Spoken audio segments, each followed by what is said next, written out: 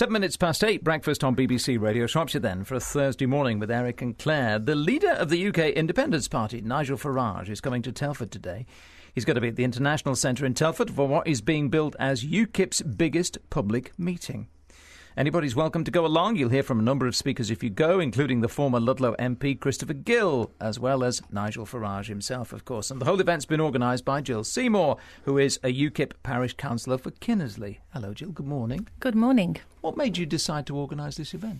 We've just felt that the general public would like to come and listen to a political party, and we've decided to start with a small venture, and through the interest we've picked the International Centre. How long have you been involved with UKIP? 13 years. Why?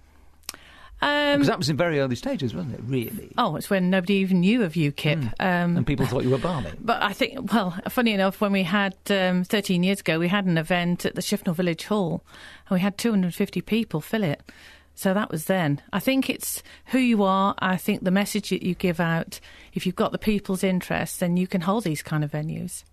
UKIP's described as a party for those who are not really interested in politics. It's been interesting. I think over the past, 13 years, I've seen such a change. Initially, I think many of the voters were ex-Conservatives. I think what I've now seen over the past 3 to 4 years, that's changed dramatically. It seems to be a cross-section. But more importantly, those have never voted before. And that's an area that we find very intriguing. And what they're telling us is they've never had an interest because the politicians don't listen to them. And so they're the ones that are coming over to us as well. Do you find that UKIP's views, if you like, get sort of mistaken for the views of perhaps some other far-right parties? Never. I have to be honest. When I first started, people get the wrong message. We were told that. Yeah, I think it's because of our immigration policies that people think that we're anti. People want to come seek a refuge here. That is not the case. We need to sort our own affairs out in this country, and certainly welcome anybody that seeks a refuge. But we're just being swamped, and every service is suffering for it. There's no common sense to their thinking at the moment. You want to stand as an MEP, don't you? I'm hoping to, but...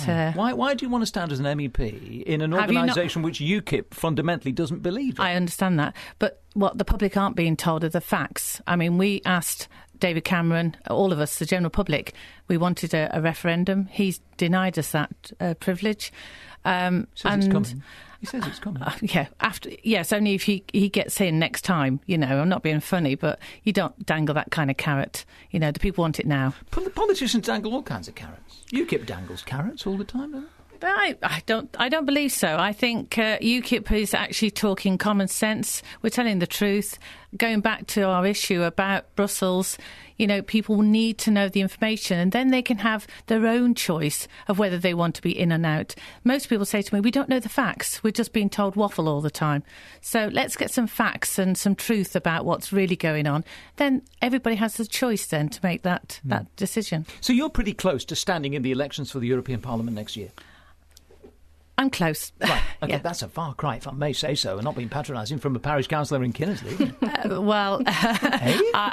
In 2000... You might take that personally. No, but it is, isn't it?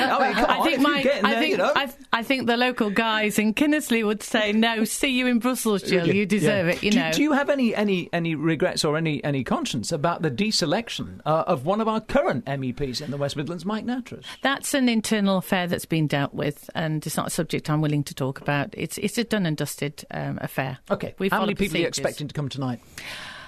I did say to Nigel that I would like to think I've got 500. If I get 700, I'd be ecstatic. And if I fill the room, I'd just be blown over. The information from around West Midlands is that it's going to be a very full affair.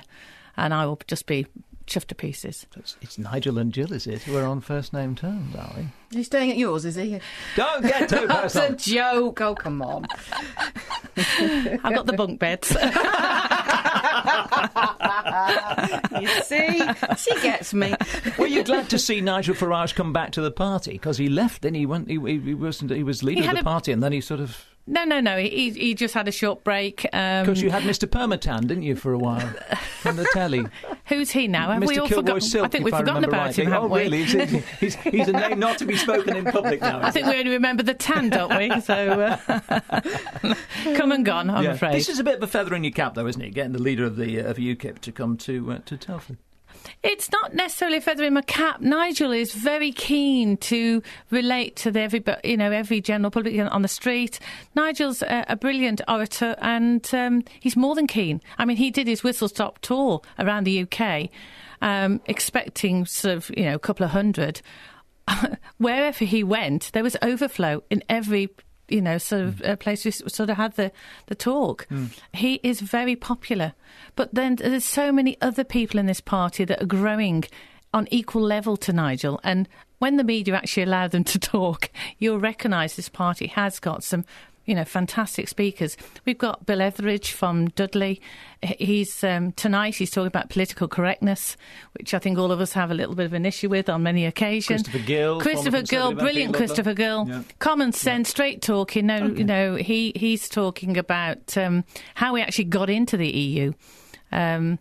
Most people say to me, how is it we're here right now? How did I actually get into this situation? I had no say in it. So would you have us out of the EU altogether? Pardon? Would you have us out of the EU altogether?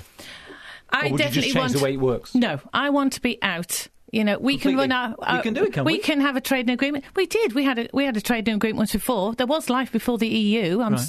Many people that were born then will not remember it. I'm sorry. I do apologise. I do apologise. Yeah. I'm sure we're all old enough to know that there was something before the EU. You got one in there, and you did.